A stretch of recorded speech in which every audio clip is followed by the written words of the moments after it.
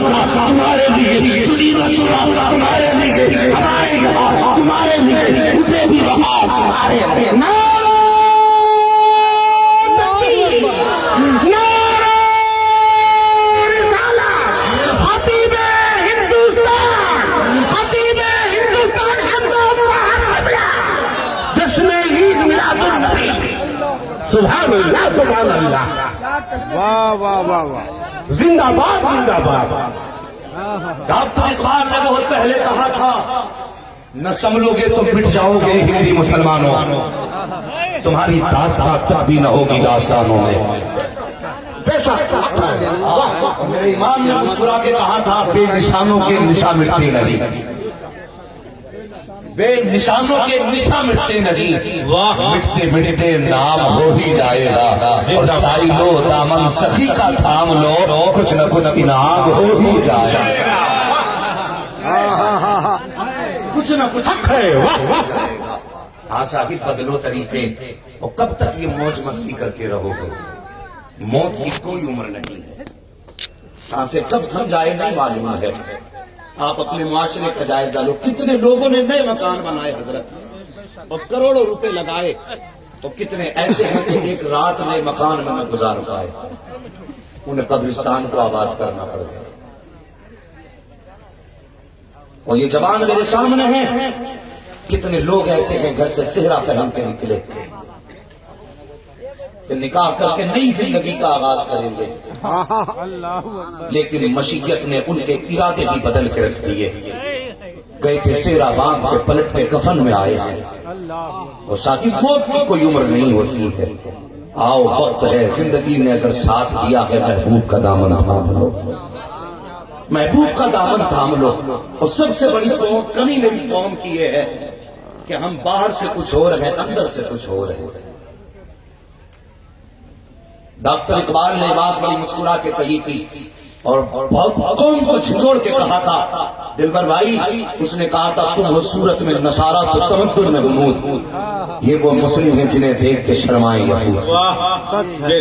ہم نے گوشت بھی کھایا، ہم نے کلمہ بھی پڑھا، ضرورت پڑی تو ہم نے نعرے بھی لگائے، لیکن ذرا سچ بتا، جو تیری زبان کے نعرے ہیں، کیا دل میں بھی وہ نعرے کی سچائی موجود ہے؟ دعوے کتنے بڑے ہیں، گوشت کا دامن نہیں چھوڑیں گے، مذاق ہے یہ نعرہ؟ اعلیٰ حضرت کا دامن نہیں چھوڑیں گے، کھیل سمجھ لیا؟ آؤ تمہیں آئینہ دکھاؤں، میں آئینہ ہوں، دکھاؤں گا داغ چہرے کے، جسے خراب لگے سامنے سچ جائے۔ کیا اچھا ہے، واہ واہ واہ واہ۔ آج دیکھیے، جنتا سے پوچھئے پولیس والوں کا کیا حال ہے، یہ کہے گی جنتا کے ان سے بری تو قوم ہی نہیں ہے دنیا میں۔ اور پولیس والوں سے بولو جنتا کے بارے میں تم کیا کہتے ہو، وہ کہیں گے ان سے زیادہ بری قوم کوئی نہیں۔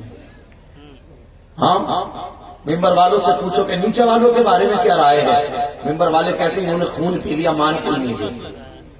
اور اگر نیچے والوں سے پوچھ لیا نا ممبر والوں کے بارے میں کیا رائے ہے، پھر تو یہ حد ہی کر دیتے، اگر مچھر کاٹ لینا تو ذمہ دار مولوی ہے۔ کیا اچھا، ہاں، بارش نہیں ہو تو کہتے ہیں اگر مولوی سدھر جائے تو سب ٹھیک ہو جائے گا۔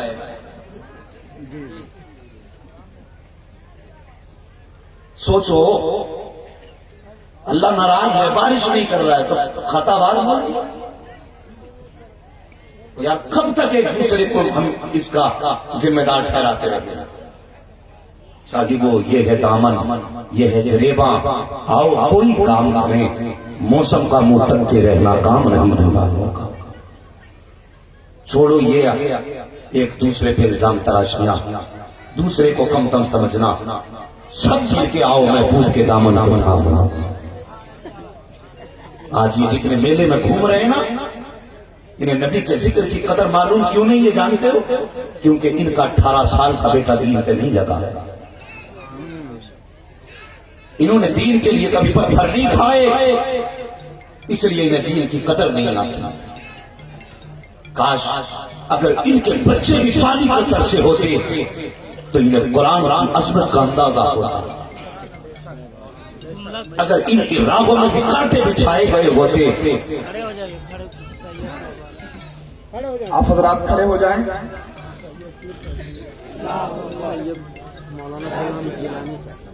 ماشاءاللہ پیر طریقت شہزادہ اطہر ملت حضرت علامہ سید غلام جیلانی صاحب شملہ استقی چشتی گملہ شریف سے تشریف لا رہے ہیں. نعرہ تکبیر، نعرہ رسالت، پیر طریقت، شہزادہ اطہر ملت حضرت علامہ غلام جیلانی صاحب شملہ استقی.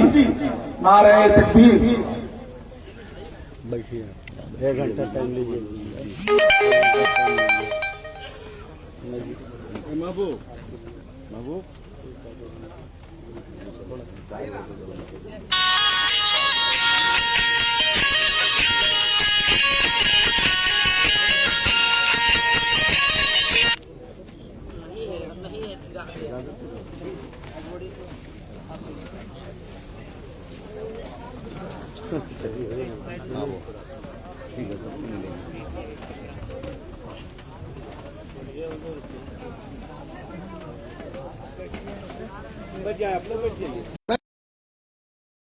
نماز سے سنا ہوگا کہ جمعے کے دن مسجد میں جایا کرو تو ممبر کے قریب بیٹھا کرو، ممبر کے قریب بیٹھا کرو. اس کی وجہ بتائی گئی کہ جو دنیا میں علماء کے جتنے قریب بیٹھے گا اللہ قیامت میں محبوب کے اتنے قریب بیٹھا کرے. تو آئیے قریب آ جائیے. آج صرف علماء نہیں، آج سید زادے بھی بیٹھے ہوتے. ہاں میں اجازت سے کرسی پہ بیٹھا ہوں. آج سید زادے بھی ہیں اور کتنے مزے کی محفل ہے کہ باتیں بھی مدینے والے کی ہے، محفل بھی مدینے والے کی ہے، اور جو اولاد آئی ہے نا وہ بھی مدینے والے کی ہے.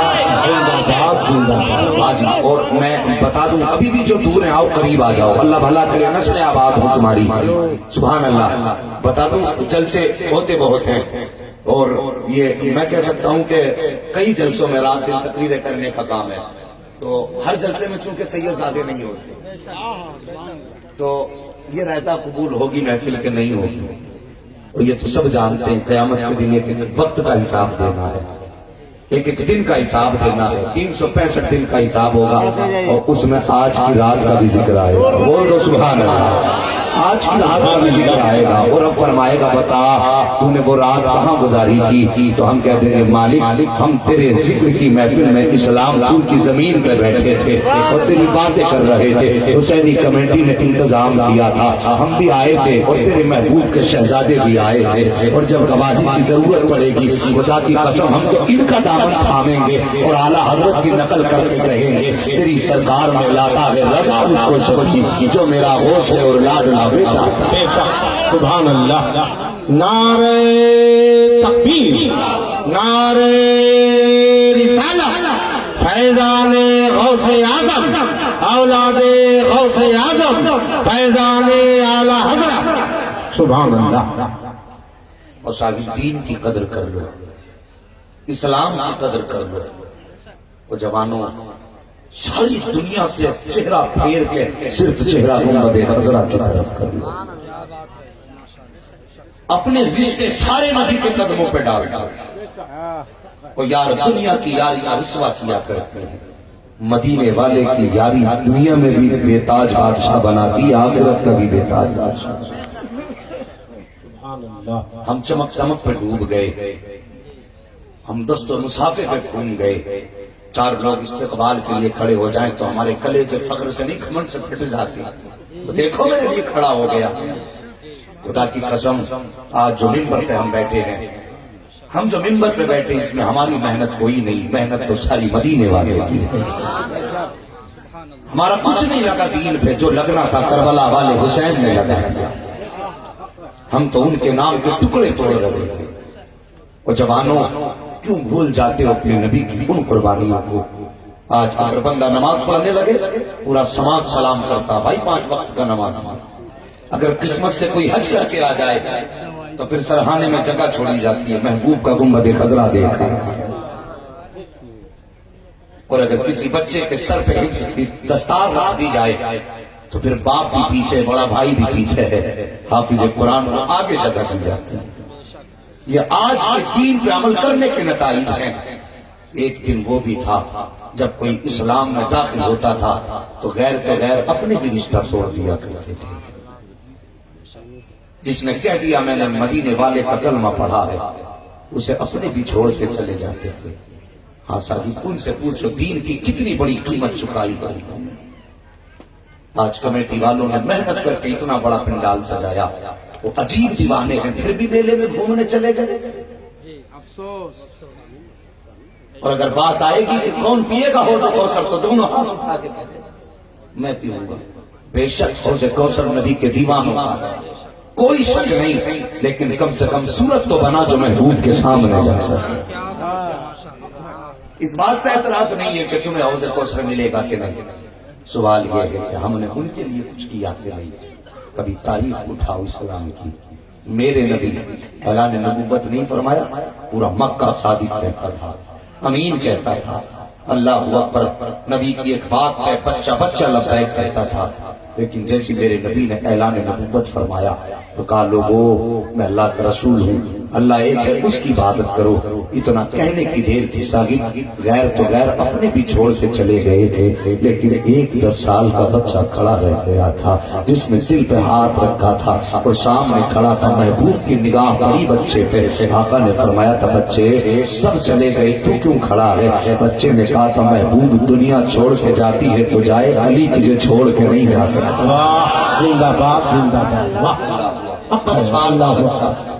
مشیت پوچھ رہی تھی وہ 10 سال کے بچے وعدہ بہت بڑا ہے، تیری عمر بڑی کم ہے، کہاں تک ساتھ نبھائے گا؟ ان کا ساتھ تو ہجرت سے لے کر کے غار ہرا تک جاتا ہے، راستہ وہاں تک جائے گا. بچے نے کہا تھا کہ ہاں ہجرت کے رات بھی ان کا ساتھ نبھاؤں گا.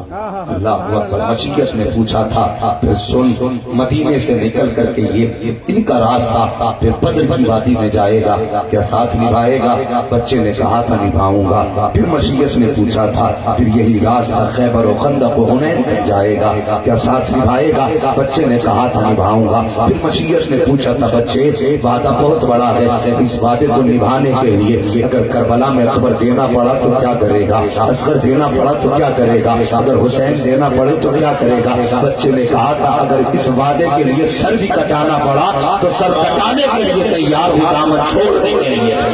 سبحان اللہ سبحان اللہ. زندہ باد زندہ باد.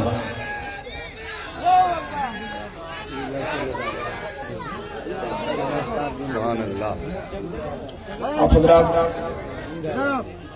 ملاحظہ کر رہے ہیں کہ اس وقت نمبر رسول ہے پیر طریقت نبیر رفیق ملت مرجع العلماء حضرت علامہ الحاج عبداللہ اختر رضوی صاحب قبلہ خانقاہ عالیہ قادریہ تشریف لانے والے اور خوش نصیب طلباء کرام تشریف لا رہے ہیں لے کے آ جاؤ اور جو پیر صاحب بچے ہیں ان کو بھی لے کے آ جاؤ اور انشاءاللہ عبداللہ اختر رضوی صاحب ایک ہی بار میں ایسا کریں لوگ.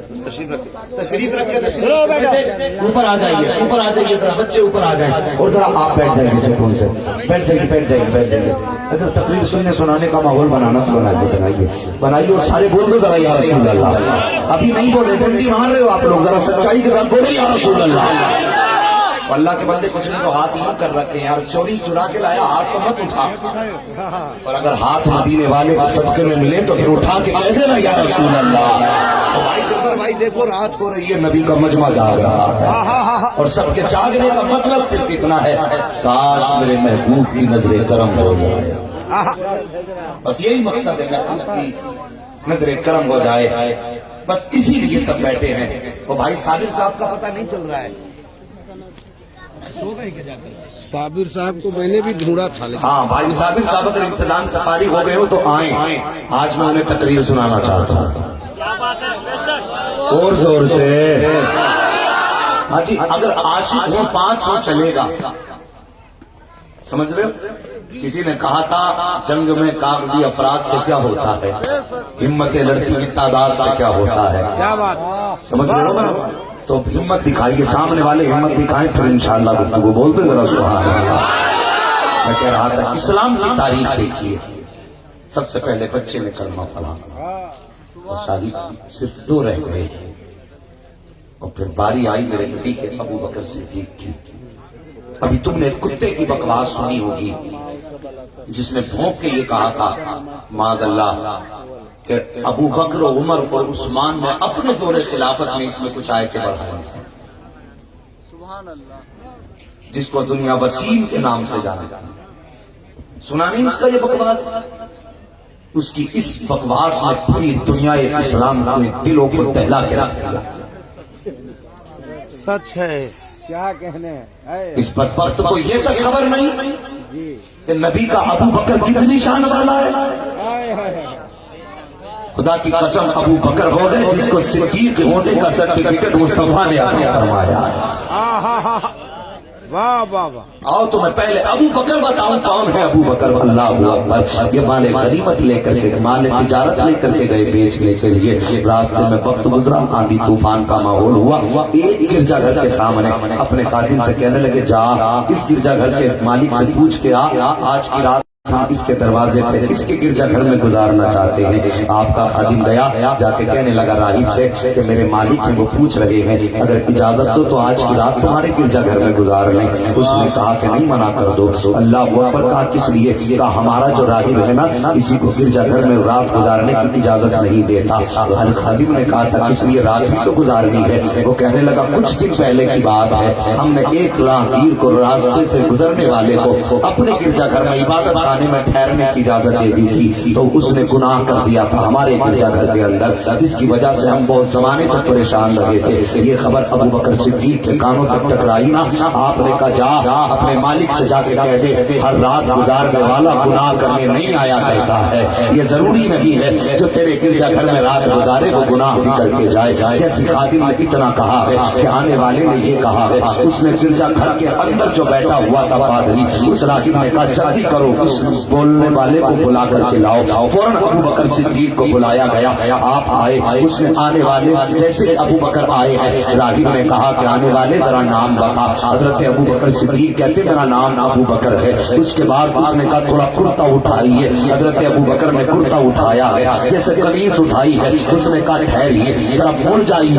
ابو بکر تھوڑے سے گھومے ہیں، اللہ اکبر جلال آ گیا، فرمانے لگے رات گزارنے کی اتنی تفتیش کی ضرورت کیا ہے؟ رات گزارنے کی اجازت دینی ہے تو دے دے، ورنہ پھر اتنی تفتیش کی ضرورت نہیں ہے۔ اس نے کہا ٹھہریے، اندر گیا، کتاب اٹھا کے لایا۔ لانے کے بعد فرق پلٹ رہا ہے، ابو بکر کا چہرہ دیکھ رہا ہے، فرق پلٹ رہا ہے، ابو بکر کا چہرہ دیکھ رہا ہے۔ ابو بکر صدیق کو غصہ آیا، کہنے لگے معاملہ کیا ہے؟ رات رکنے کی اجازت دینی ہے تو دے دے، ورنہ پھر اتنا پریشان کیوں کر رہا ہے؟ اس نے کہا ٹھہرو، تمہارا نام ابو بکر ہے؟ کہا ہاں۔ کہا قحافہ کے بیٹے ہو؟ کہا ہاں۔ کہا کہاں سے آئے ہو؟ کہا دو حجور دو پہاڑیوں کے درمیان جو وادی ہے اس سے آئے ہو؟ کہا ہاں۔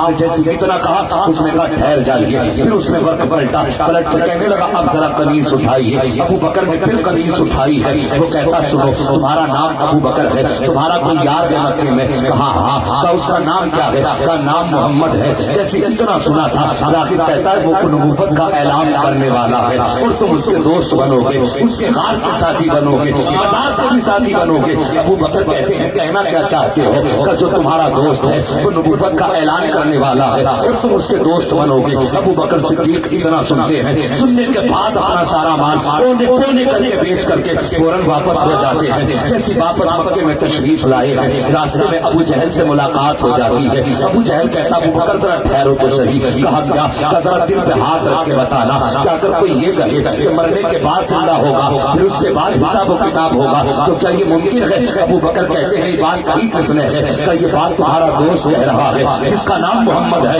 جیسے اتنا سنا ہے، ابو بکر کہتے ہیں اگر اس نے کہا ہے تو ٹھیک ہی کہا ہوگا، اس نے کہا ہے تو ٹھیک ہی کہا ہوگا۔ یہ کہہ کے آپ آئے ہیں، میرے نبی کا پتہ لگایا، سرکار ایک پہاڑی کے اوپر بیٹھے ہوئے ہیں۔ ابو بکر صدیق آئے ہیں، آنے کے بعد کہتے ہیں اے میرے محبوب، اے میرے دوست کو سوال کرنا چاہتا ہوں۔ میرے نبی کی بارگاہ میں آئے، آ کے کہتے ہیں میں نے سنا تم نے نبوت کا اعلان کر دیا ہے؟ آپ فرماتے ہیں ہاں۔ تو ابو بکر کہتے ہیں جو نبی ہوتا ہے وہ غیب کی خبریں بتایا کرتا ہے۔ توجہ کرنا، ابو بکر کہتے ہیں جو نبی ہوتا ہے وہ غیب کی خبریں بتایا کرتا ہے۔ اگر نبی ہو تو کوئی غیب کی خبر بتا دو، اگر نبی ہو تو کوئی غیب کی خبر بتا دو۔ جیسے اتنی بات کہی نا، ابو بکر نے میرے نبی مسکرائے اور مسکرا کے کہنے لگے ابو بکر کیا وہ نشانیاں کم رہ گئی تھی جو راغب نے تمہیں راستے میں بتائی تھی؟ کیا وہ باتیں کم رہ گئی تھی جو راغب نے بتائی تھی؟ اللہ ہوا پر فوراً قدم پکڑ کے کہنے لگے محبوب اب کوئی ضرورت نہیں ہے نشانی کی، بس ہاتھ بڑھا کے کلمہ پڑھا لے،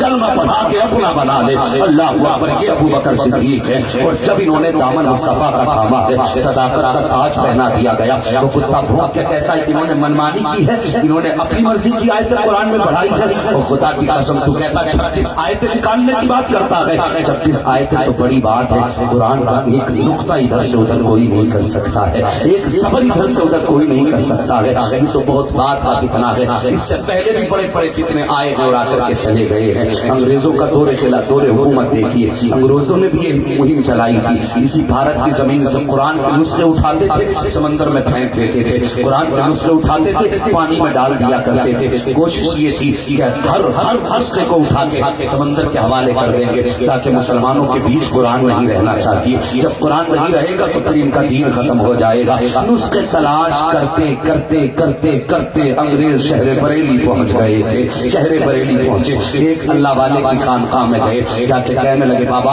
ہاں کیا تمہاری خانقاہ میں کوئی قرآن ہے؟ کہا کیا کرو گے؟ کہا ہم اسے لینے آئے ہیں۔ کہا کیوں؟ کہا اسے جا کے سمندر میں ڈالیں گے۔ اتنا سنا اللہ والے کو جلال آ گیا، کہا کیوں ڈالو گے؟ ہم چاہتے کہ ہندوستان سے قرآن ختم کر دیا جائے۔ اتنا سنا اللہ والے کے سامنے سے ایک 8 سال کا بچہ گزر کے جا رہا تھا، آواز دی بیٹے ذرا قریب آؤ۔ بچہ قریب آیا، جیسے بچہ قریب آیا نا آپ نے فرمایا بیٹے یہ قرآن مٹانے کے لیے آئے ہیں، تیری کیا رائے ہے؟ بچے نے کہا حضرت یہ مٹ جائیں کہ قرآن نہیں مٹایا جا سکتا ہے، قرآن نہیں مٹایا جا سکتا ہے۔ جیسے اتنی بات بچے نے کہی تھی، آپ فرماتے کہ بیٹے اب ذرا انہیں تو قرآن پڑھ کے سنا سکتا ہے؟ بچہ کہتا حضرت کبھی مدرسے نہیں گیا، کبھی اس بات کے آگے جا کے زانوئے ادب بھی طے نہیں کیے ہیں، میں قرآن کیسے سناؤں؟ جیسے بچے نے اتنی بات کہی، اللہ والے نے ایک نگاہ ڈالی ہے بچے پر، اس کے بعد کہا بیٹے اب قرآن پڑھ کے سنا۔ اب بچے نے قرآن پڑھنا شروع کیا ہے، پہلا پارہ مکمل ہوا ہے، دوسرا پارہ مکمل ہوا ہے، تیسرا پارہ مکمل ہوا ہے،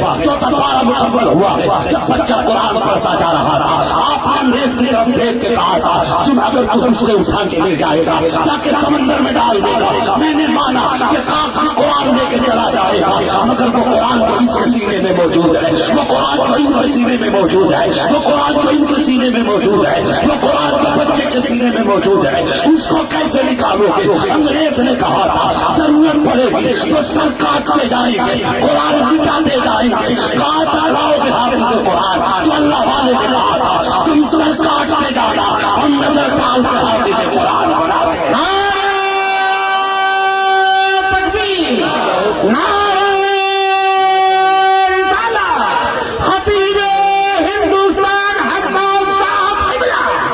سبحان اللہ، پی کے دو ہم پیئیں گے۔ کہاں تک سر کاٹو گے؟ جس پہ نظر ڈال دیں گے اسے حافظ قرآن بنا دیں گے۔ نعرے تکبیر، نعرے رسالت، مسلک اعلی حضرت، فیضان اعلی حضرت، علماء اہل سنت، آل رسول، اولاد رسول، علامہ مفتی حماد صاحب قبلہ۔ اللہ سلامت رکھے ساکر، آج 7 بچے ادارے میں آپ کو دیے ہیں، یہ صرف حافظ قرآن نہیں، یہ خود میں ایک ادارہ ہے، ہاں یہ خود میں ایک ادارہ ہے۔ اور میری قوم ہمیں تو صرف لذتوں نے فرصت نہ دی، ہمیں تو مستیوں نے موقع نہ دیا کبھی مدرسے کی طرف پلٹ کے دیکھتے۔ مہربانی کرو قرآن کی عزت کر لو، قرآن کی قدر کر لو، دل کے پھپولے چل اٹھے سینے کے داغ سے، اس گھر کو آگ لگ گئی گھر کے چلا۔ سچ سچ ہے۔ ہم ہی لوگ ہیں، ہم نے قرآن کی قدر نہ جانی، دین کی قدر نہ جانی۔ وہ کتا بھونک گیا کہ ابو بکر نے اس میں خیانت کی ہے، وہ ہم زندہ ہیں، اور خدا کی قسم نبی کا گستاخ بھی زندہ رہے اور ہم زندہ رہے، ہو ہی نہیں سکتا۔ واہ واہ واہ واہ، ایمان یہ ہے یا تو گستاخ زندہ رہے گا یا محمد کا غلام زندہ رہے گا۔ واہ کیا بات ہے، واہ، سبحان اللہ۔ کتنا فرق پڑا ہم پہ؟ جیسا کھاتے تھے ویسے ہی کھاتے رہے، جیسا پہننے ویسے ہی پہنتے رہتے، وہ کس نے کیا بھوکا مطلب ہی نہیں ہے۔ وہ اٹھو کب جاگو گے؟ تمہیں کیا لگتا ہے جنت آگے پلیٹ میں رکھا ہوا نوالا ہے جو ہاتھ اٹھایا اور کھا لیا نگل لیا؟ اگر جنت اتنی سستی ہوتی خدا کی قسم بلال کبھی کوڑے نہ کھاتا. اگر جنت اتنی سستی ہوتی کربلا میں 72 سر نہ کٹائے جاتے. وہ نبی کے بیٹے ہو کے سب کچھ لٹا دیا اور نیزے پہ قرآن پڑھ کے بتایا تھا دنیا والو اگر قرآن پہ آنچ آ جائے تو گردن کٹا دینا, محمد کے قرآن پہ کوئی آنچ مت آنے دینا.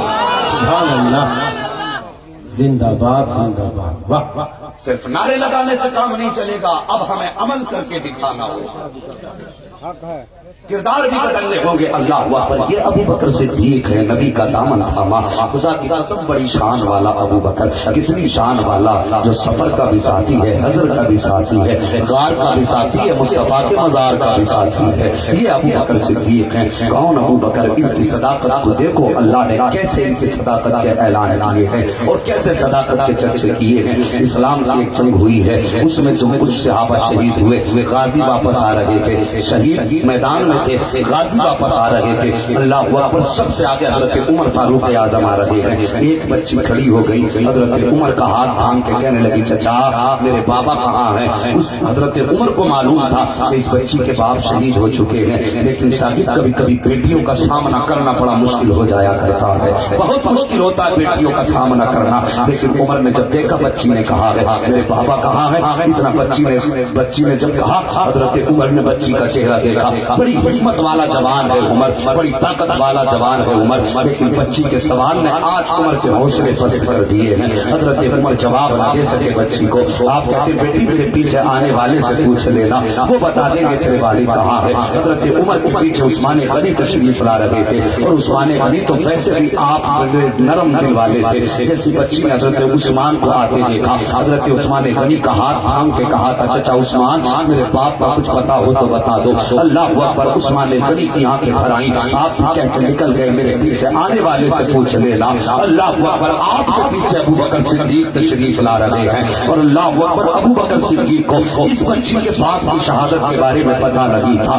آپ آ رہے ہیں, اچانک بچی نے ہاتھ تھاما, ہاتھ تھام کے کہنے لگی چچا ابو بکر میرے بابا کا کچھ پتا ہو تو بتاؤ. حضرت ابو بکر صدیق کا بے توجہی کے انداز میں آپ کی زبان سے جملہ نکل گیا, بیٹی تیرے والد پیچھے آ رہے ہوں گے. اتنا کہنا تھا ابو بکر کا, پورا نظام خدا حرکت میں آ جاتا ہے, خدا کا نظام حرکت میں آ گیا. آج ابو بکر نے مرنے والے کے بارے میں کہہ دیا ہے کہ بیٹی پیچھے آ رہے ہوں گے, نظام حرکت میں آ گیا. رب نے فرمایا ملک الموت جی رب جلیل کا جلدی کر اس صحابی کی روح واپس کر دے. جیسے اتنا کہا ہے, ملک الموت کہتے ہیں اے پروردگار آج تک کا نظام یہ ہے اگر کسی کی روح نکال لی گئی ہے تو واپس نہیں لوٹائی جائے گی, مگر میرے پروردگار آج یہ حکم کیوں دیا جا رہا ہے؟ رب نے فرمایا سن ابو بکر کی زبان سے نکل گیا ہے کہ تیرے باپ پیچھے آ رہے ہوں گے. اللہ اکبر. ملک الموت نے کہا تھا یا اللہ اگر آج میں نے روح واپس پلٹا دی تو پھر نظام بدل جائے گا, تیرا قانون ٹوٹ جائے گا. رب نے فرمایا تھا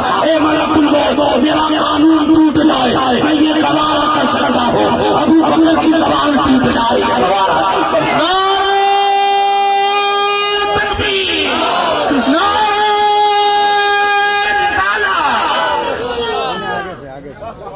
اللہ اکبر.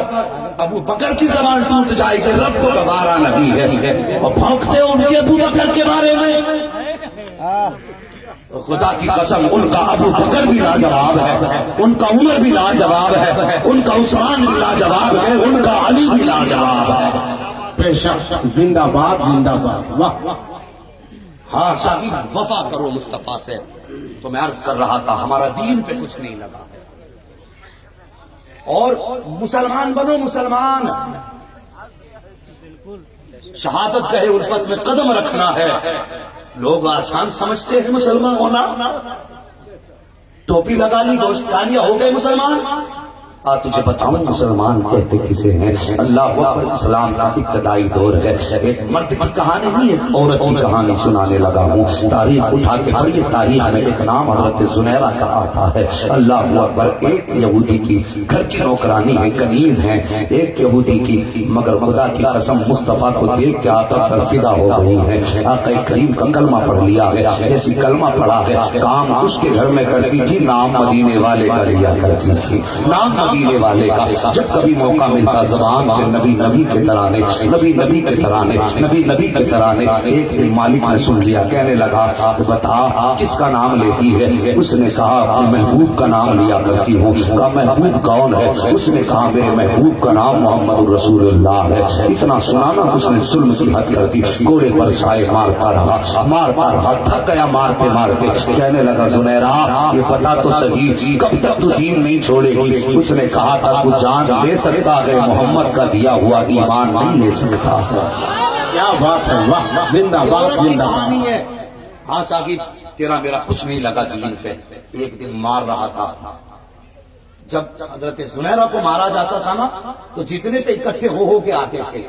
ابو جہل آیا، اس نے کوڑا ابو جہل کے ہاتھ میں دے دیا، یار مار کو دیکھ اور ابن حشام نام ہی نہیں چھوڑ رہی۔ اس نے کوڑا لیا، مارنا شروع کیا، تھک گیا۔ عمر آ گئے، عمر کے ہاتھ میں کوڑا دیا گیا، عمر نے ہاتھ میں کوڑا لیا، عمر نے بھی کوڑوں کی بارش کر دی۔ اللہ اکبر، عمر کو پیاس لگی، پانی پینے لگے۔ ابھی ایمان نہیں لائے ہیں عمر کے، اس دن کی کہانی ہے۔ مارتے مارتے تھکے پانی پینے لگے، جیسے پانی پینا شروع کیا زنیرہ نے عمر کی طرف دیکھا۔ عمر کیا ہوا؟ عمر کہنے لگے تو کیا سمجھ گئی میں تھک گیا ہوں؟ پانی پی لوں پھر تجھے بتاؤں گا۔ پانی پیا عمر نے، پھر گلے میں کوڑا ڈالا، اینٹ کیا، اتنی تیز لپیٹا کہ آنکھیں باہر ابلنے لگی۔ مگر عمر نے کہا تھا اب بھی نہیں چھوڑے گی کلمہ۔ مسکرا کے کہا تھا عمر تو کیا سمجھتا ہے کہ بدن پہ گوشت نہیں ہے؟ پھر یہ عشق کہاں ہے؟ مسکرا کے کہا تھا بدن پہ گوشت نہیں ہے مگر ہڈیوں کے اندر آج بھی عشق رسول بھرا ہوا ہے۔ واہ، زندہ باد زندہ باد، واہ۔ یہ اور کی کہانی ہے صاحب۔ ایک دن مالک نے کیا کام کیا، ابو جہل آ رہا تھا سامنے سے، ادھر سے حضرت زنیرہ آ رہا تھا، اور جب ابو جہل کو دیکھا ہونا کیا چاہیے تھا، منہ بند کر لیتی،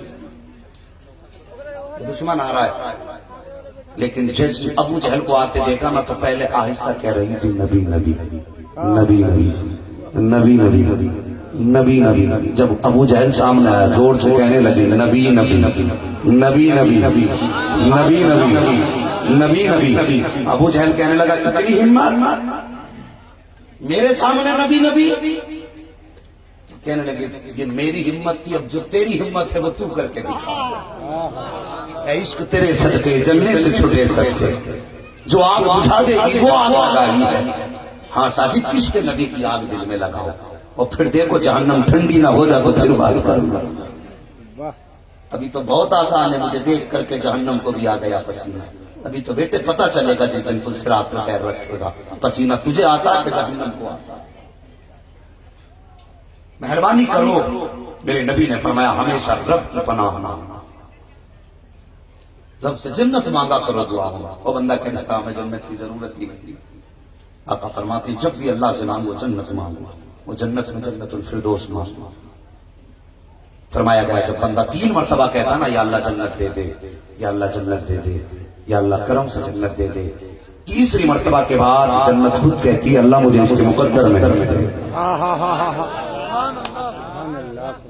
اللہ سے جنت مانگا کرو، اور اتنی بھی لاپرواہی اچھی نہیں ہے کہ کوئی فکر ہی نہیں ہے۔ پل صراط اتنا ہی سستا رستہ ہوتا نا تو نبی کبھی غار میں آنسو نہ بہاتے۔ تو زیادہ جانتا ہے جنت کو یا مصطفیٰ زیادہ جانتا ہے؟ بے حس ہو گیا بندے کو، ڈر ہی نہیں۔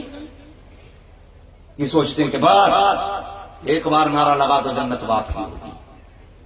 وہ یار میدان محشر بعد کی بات ہے، پہلے قبر سے نہیں بچنا ہے۔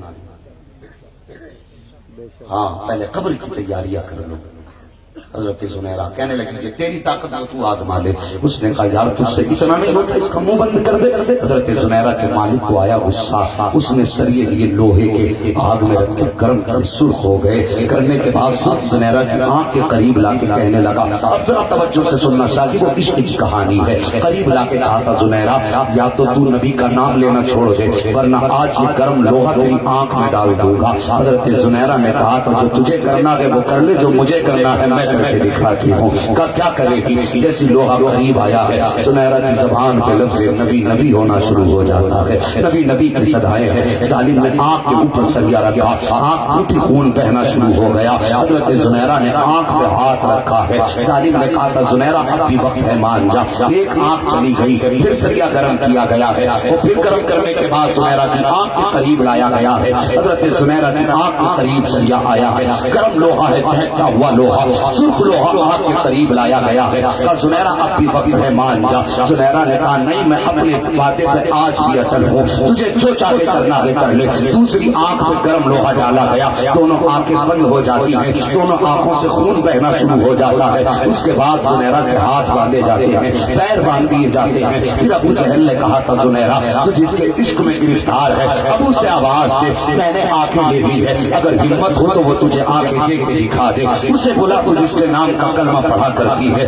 اتنا زنیرہ نے سنا ہے. یہ ظالم حضرت زنیرہ کو چوک میں ڈال کے چلے جاتے ہیں. حضرت زنیرہ کی آہ نکلتی ہے, رو کے کہتی ہے میرے پروردگار میں لوگوں کے کوڑے کھاتی رہی, آج تک کبھی کچھ نہیں مانگا, لوگوں کے ظلم سہتی رہی, بدلے میں کچھ نہیں مانگا. میرے پروردگار مجھے چوراہوں پہ مارا گیا, میں نے کبھی کچھ نہیں مانگا ہے, مگر میرے پروردگار آج مانگ رہی ہوں. آج بات میری نہیں ہے, آج بات تیرے محبوب کی آبرو کی آ گئی ہے. ان ظالموں نے تیرے محبوب کی طاقت کا تانا دیا ہے. اے میرے پروردگار میں تو نہیں جا سکتی ہوں, کم سے کم میرے محبوب تک میری خبر پہنچا دے. اللہ اکبر. زنیرہ نے رو کے اتنا کہا تھا, آنکھوں کی روشنی جا چکی ہے, ہاتھ بندے ہیں, پیر بندے ہیں. تھوڑی دیر گزری ہے کہ نبوت کی خوشبو زنیرہ کے چاروں طرف گھومنا شروع کر دیتی ہے. زنیرہ سمجھ جاتی ہے مدینے والا آ رہا ہے, محبوب دو جہان آ رہا ہے. جب یہ آ کر کے خوشبو مکمل ہو گئی ہے, آنے کے بعد سارے محبوب آ کے کھڑے ہو گئے اور آواز دے کے فرمایا تھا زنیرہ کیا حال ہے. اتنا کہنا تھا,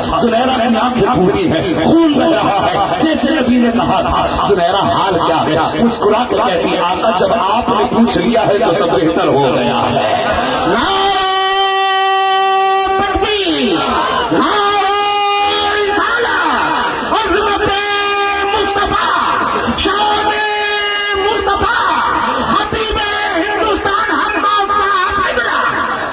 اگر وہ پوچھ لیں ہم سے کہ کس بات کا غم ہے تو پھر کس بات کا غم ہے, اگر وہ پوچھ لیں ہم سے. بہت اللہ اکبر. حضرت ایوب علیہ السلام جب بیماری سے شفا پائی, رب نے فرمایا ایوب اب کیسا محسوس کرتے ہو؟ کہتے ہیں مالک مجھے شفا سے بیماری اچھی لگتی تھی. اللہ اکبر. کا ایوب کس لیے؟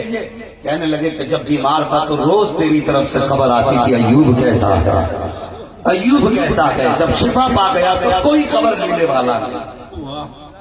ہاں ساقب عاشقوں کی زبان ہوا کرتی ہے. زنیرہ نے کہا تھا محبوب تم نے پوچھ لیا تو سب حال بہتر ہو گئے ہیں. آقا کریم نے کہا صحابہ ہاتھ کھول دو. حضرت زنیرہ کے ہاتھ کھولے گئے, پیر کھولے گئے. زنیرہ اٹھ کے کھڑی ہوئی پھر رونے لگی ہیں. جیسی روئی میرے نبی نے فرمایا زنیرہ اس لیے رو رہی ہو کہ آنکھوں کی روشنی جا چکی ہے, اب دنیا نہیں دیکھ پاؤ گی. زنیرہ کی چیخ نکلی, رو کے کہا تھا آقا دنیا سے محبت ہی کسے ہے, میں تو اس بات پہ رو رہی ہوں. اگر آنکھیں نہ آئی تو محبوب تیرا چہرہ کیسے دیکھوں گی؟ میں تو جیتی تھی تجھے دیکھ کے جیتی تھی. دنیا میں ظلم سہے تیرا چہرہ دیکھا ہر غم دور ہو جاتا تھا. جب آپ کو دیکھتی تھی سارے دکھ دور ہو جایا کرتے تھے. محبوب آج آنکھیں جا چکی ہے, میں کیسے دیکھ پاؤں گی آپ کو؟ اتنا سننا تھا. میرے نبی نے اپنا لعاب دہن اپنے ہونٹوں سے لیا ہے, ہاتھ میں لینے کے بعد زنیرہ کی آنکھوں پہ لگا دیا ہے. ادھر لعاب دہن کا لگنا تھا, زنیرہ کی آنکھیں چمکنے لگ جاتی ہیں, آنکھیں چمکی ہیں. اور زنیرہ نے آواز دے کے کہا تھا تم کہتے تھے ہم آگے لینا جانتے ہیں, تو دیکھو اگر تم آگے لینا جانتے ہو تو میرا محبوب نہیں ہوئی آنکھوں کو لوٹانا جانتا ہے. گویا زنیرہ نے کہا تھا اللہ اکبر. جن کے طلبوں کا دھوبن ہے آب حیات ہے وہ جانے مسیحا ہمارا نبی. کون دیتا ہے دینے کو منہ چاہیے, دینے والا ہے اللہ ہمارا. زندہ باد زندہ باد. سبحان اللہ سبحان اللہ. بہت خوب.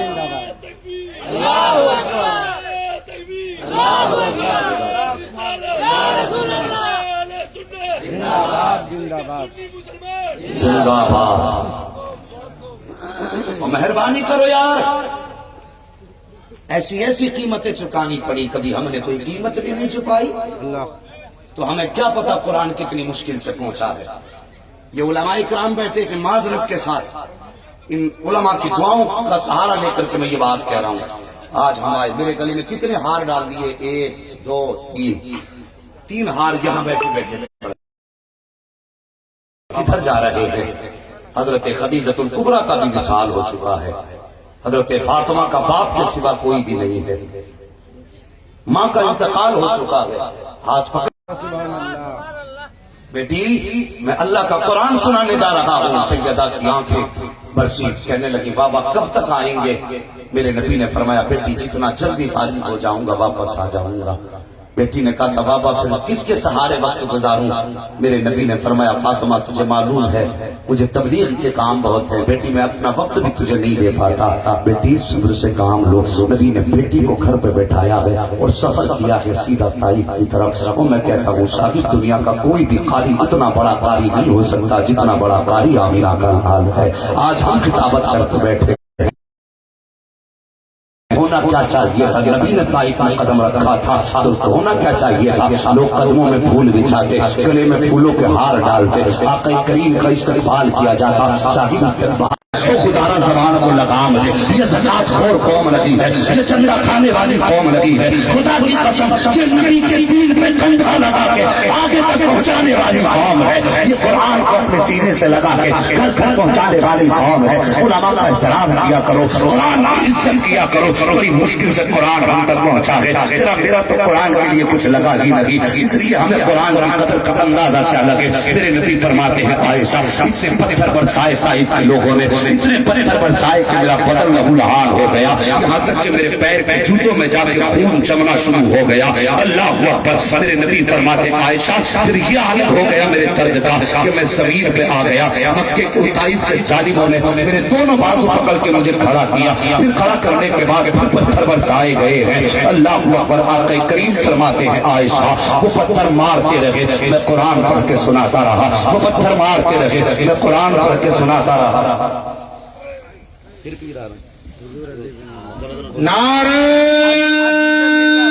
تکبیر، نعرہ رسالت، حضور عزیز ملت صاحب قبلہ، فیضان حافظ ملت، فیضان حضور حافظ ملت، فیضان حضور حافظ ملت، اولاد حافظ ملت، جشن عید میلاد النبی. سبحان اللہ.